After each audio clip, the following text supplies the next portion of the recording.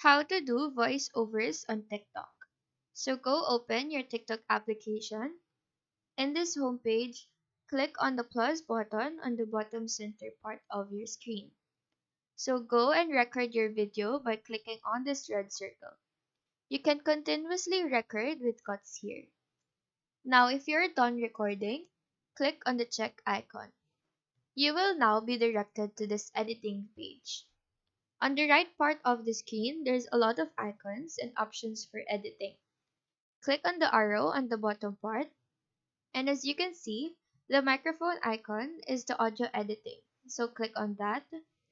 Now on the left side, there is a mic icon which is record.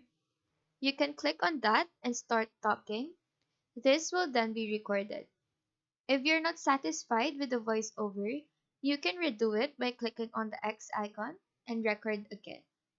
Once you're done, there's a lot of voice effects on the sides which you can use.